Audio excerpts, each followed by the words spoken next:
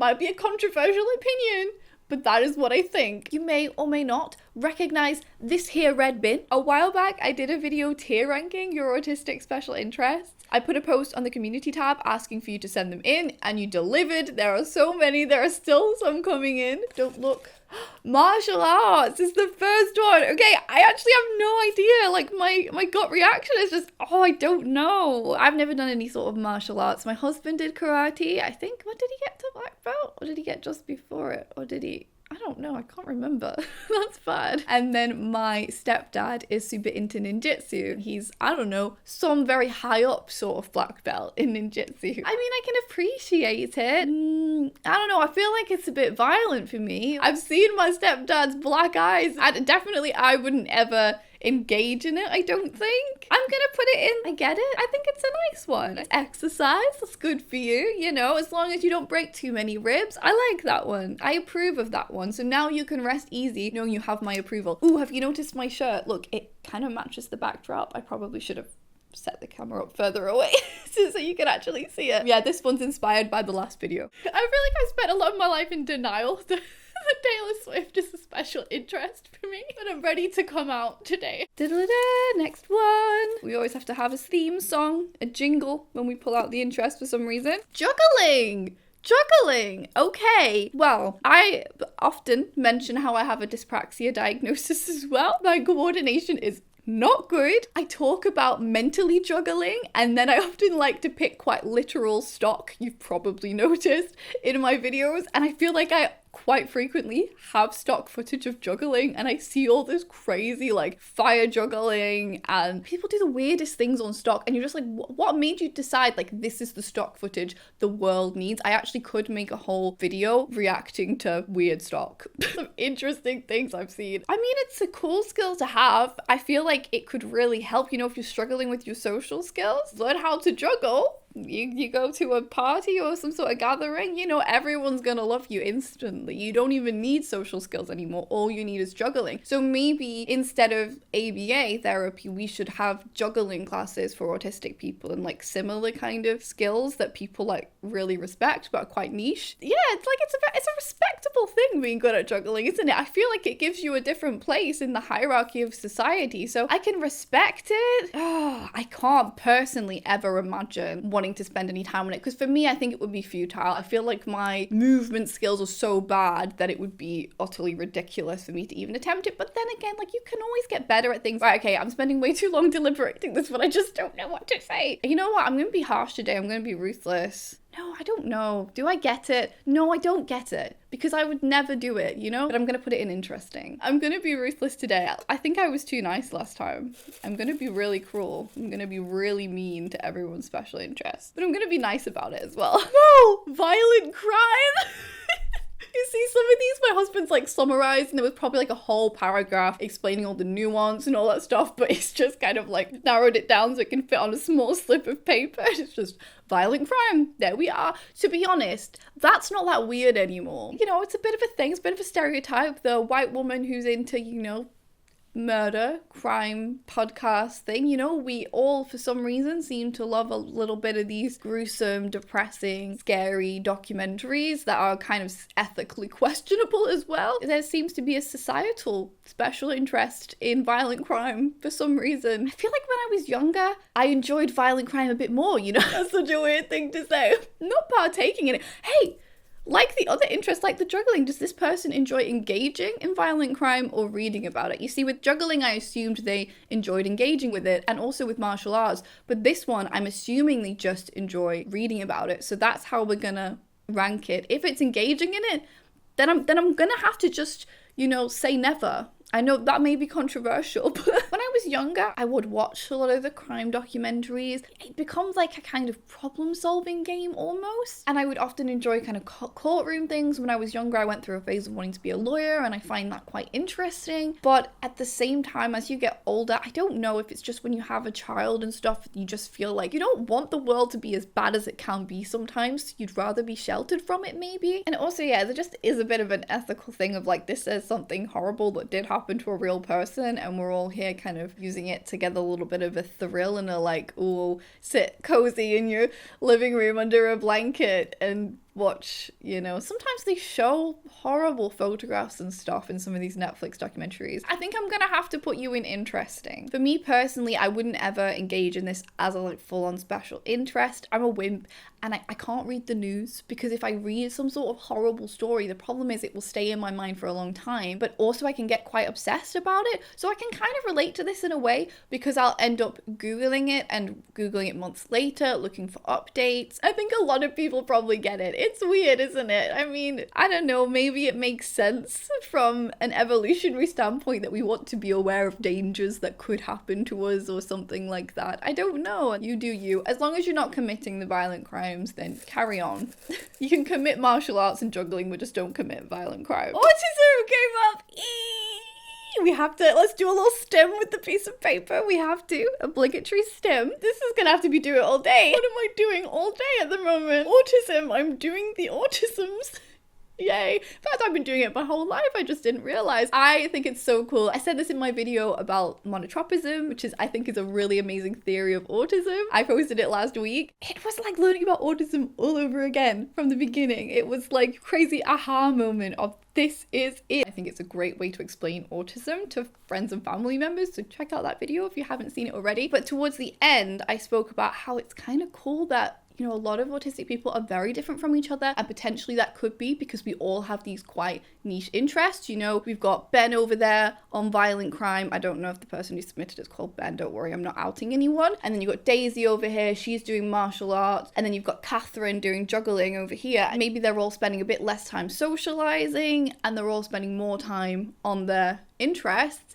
And, you know, they're all developing into very different people. But it's really nice kind of how autism has become a common special interest for a lot of autistic people. So it's kind of bringing us all together, which is cool. And we're realizing that we felt so different our whole lives. And then thanks to the internet, we're like, oh no, you actually just hadn't kind of found your people. Autism obviously going at the top.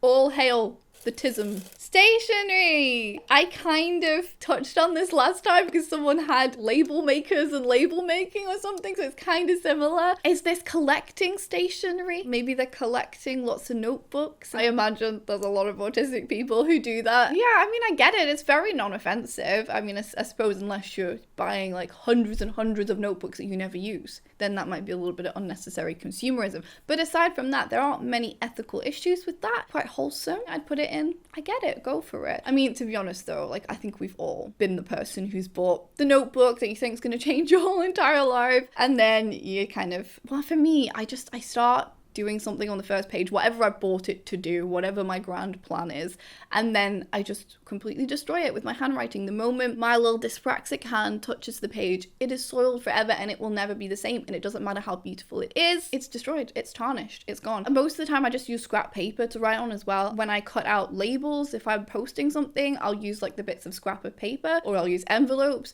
and I just write, you know, as I'm working. I often forget what I'm doing and I'm like, oh, I need to remember that for in a minute, so let me write that down. And then my desk, I can see it right now, is just surrounded by like piles of just paper with like little things I might need to remember in the future written on these little scraps. So yeah, I mean, I'm recycling, so I suppose that's good. It might be better to have a notebook that I could flick back through rather than these bits of paper flying everywhere. There's so many, but I look at it now. So yeah, I mean, I could probably do with a special interest in stationery. I'm gonna put it in, I get it. I think there'll be a lot of people who relate to you. I did used to collect rubbers, we'd call them in this country. I know that can mean something else. Erasers, you'd call them in America. I did used to collect them when I was a child. I don't know what I did with them all.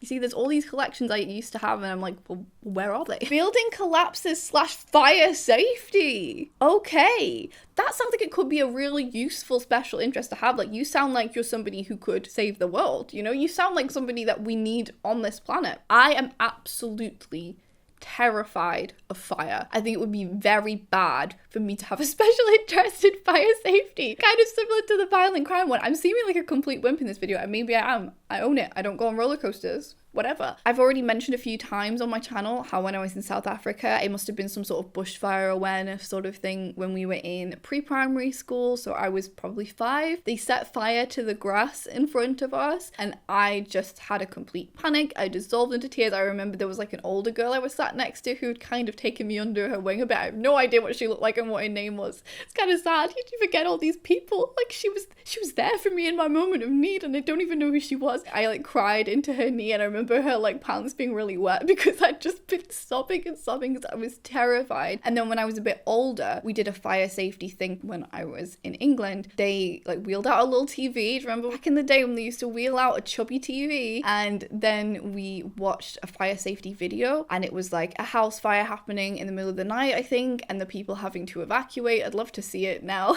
You know, like Mama Dr. Jones reacts to like old sex ed videos. Should react to my old fire safety video and see how much trauma I have left. Anyway, the main thing that I remember was a teddy bear exploded. Makes me sad now to think about it because I loved soft toys. I loved collecting soft toys. And I would replay it again and again and again at night. I would think the room was filling up with smoke and I would just be there like kind of frozen in my bed like, oh my god, what do I do? And then I also, when I learned about carbon monoxide, I think there was a news thing that I heard on the radio, again news, where a family had died from carbon monoxide poisoning. I think it was in a holiday home or something, and then whenever we went to stay somewhere else I was like, that's it, we're gonna die from carbon monoxide poisoning. And anyway, so we watched that video, then we had to go in a smoke tent. I don't know, we went in a tent. I don't know, did they make it smoky or something? I don't know what happened. I went in for about 2 seconds, felt like I couldn't breathe, had an absolute panic attack, hyperventilating, and then had to go and sit in a classroom on my own and calm down. But even then, I was always in denial that I was somebody who experienced panic attacks despite these things. I just think I was such a proud person. Even as a child, I was just like, I'm fine. I don't need emotional support. Building collapses. Again, I remember reading a story in, you know, one of those like teenage girl magazines about someone's house, how it collapsed and it like started cracking and then it just fell down in the middle of the night. I think I'm gonna put it in interesting. To be honest, I would be quite interested to talk to you about this. I would like to know more, but you see, that's dangerous for me because I get intrigued by these things and then I get traumatized by these things. And I'm not even using the word traumatized lightly. I saw that teddy bear in my head for years. I think its eye like melted or something as well. Very small piece of paper. Mushrooms! What kind of mushrooms? Is it mushroom? Shiitake mushrooms? Shiitake mushrooms are my favorite mushrooms. They're cute, aren't they? Mushrooms are really cute, but then they can also be really poisonous, can't they? We've got a lot of deadly things going on here. We got a bit of a theme. Your deadly special interest. That's what I'll title this. No, I won't. But if it's mushroom, like, you know, the fun sort of mushrooms, I don't have any experience in that. You can tell I'm a big fat wimp. I don't know. I think, do I get it? Do I get like coming home and being like, let's Google mushrooms again? I don't know. Is it fair to rank moss so low but then mushrooms much higher? I do feel like it should be higher than moss. I think mushrooms are better than moss. Might be a controversial opinion, but that is what I think. Do I get it? I'm gonna say interesting. It's one that's on the border of I get it. It's borderline. The Holocaust. Oh shit. I don't think I'm gonna rank it as a special interest. I think I'm gonna leave that one. I did as a child always find lots of different elements of World War II quite interesting, but I feel like that is, again, where this like ethical line comes into place. I don't think it's necessarily a bad thing to be informed about it. I just don't want to rank it based on how interesting I think it is as a topic. I think that's kind of bad taste. There is a lot of good, I think, that can come from people being informed about horrific things that happened in the past. You know, never forget. I suppose you just have to be respectful when sharing your special interest and when monologuing about your special interest, and just be careful that you're always being respectful. Sorting algorithms is the next one. Yay, doesn't that sound like a good time? How does one sort an algorithm? How does one sort one? I feel like should this be a Google moment? We haven't Googled anything yet because I do actually know what mushrooms are. Sorting algorithm. In computer science, a sorting algorithm. Oh, so you're not sorting algorithms. Your interest is in sorting algorithms. Does that make sense? Do you get? I don't know. I felt like I made sense for a second there and then I lost it. In computer science, a sorting algorithm is an algorithm that puts elements of a list into an order. This is like the peak monotropic special interest. Mad respect to anyone who has this as a special interest. I can see the appeal of, you know, having things be very organized and very neat. That pleases a part of my brain. The most frequently used are numerical order and lexicographical order, and either ascending or descending. Efficient sorting is important for optimizing the efficiency of other algorithms, such as search and merge algorithms that require input data to be in sorted lists. So it's very useful as well. Sorting is also often useful for I can't read any of these words, right? I give up. Do I get it? I get it. In the fact that it sounds organized and it sounds neat and it sounds pleasing to the brain. Would I ever want to do it? No, I don't think I'd be particularly good at it. I think I would lose interest. I think it would be boring. Sorry, I feel like that's the worst thing I could say. Like, it's better for me to be like full on rage hating on your interest, me to be like, it's boring. But no, I can see the appeal. But I'm gonna put you in interesting. But again, if you want to talk to me about sorting algorithms, feel free. Info dump in the comments. This is an info dumping allowed approved zone. Excel spreadsheets. Did we have this one last time? No, I think we had graphs last time. Spreadsheets and graphs. I feel like I want to say interesting. I use Excel spreadsheets quite often, potentially, you know, most days. I like doing a budget in an Excel spreadsheet. I don't know the formulas for a lot of things. Sometimes I do things in a really dumb roundabout way and I'm like, Meg, just Google how to do this efficiently and then remember it, and you will save yourself so many days of your life probably by actually knowing how to bloody use Excel. Like, come on. So yeah, like I do want to get better at it. I'm gonna put this in I get it. I think it's a really good skill to have and it's really useful for like so many jobs and just in your general life. I personally probably will never have a special interest, but you know, I find them useful. My Excel spreadsheets are so ugly though. I look at other people's like budgeting sheets because I have like a little template that I use for each month and they're all like colorful and just pretty, and it's the equivalent of me using a notebook and how much I trash it. I trash every Excel spreadsheet that I open as well. Sad times. Meditation! I imagine this is both like learning more about meditation and reading books on it and then also engaging in it. Yeah, I can respect this. I'm gonna put this in a fun time. That's our first a fun time. I really think meditation can be pretty helpful for a lot of autistic people because our nervous systems are often like, there we are, there's a visual representation of what our nervous systems are usually doing. That's what it feels like mine is like from the moment I open my eyes. So I think it can be quite useful. Do I do it all the time?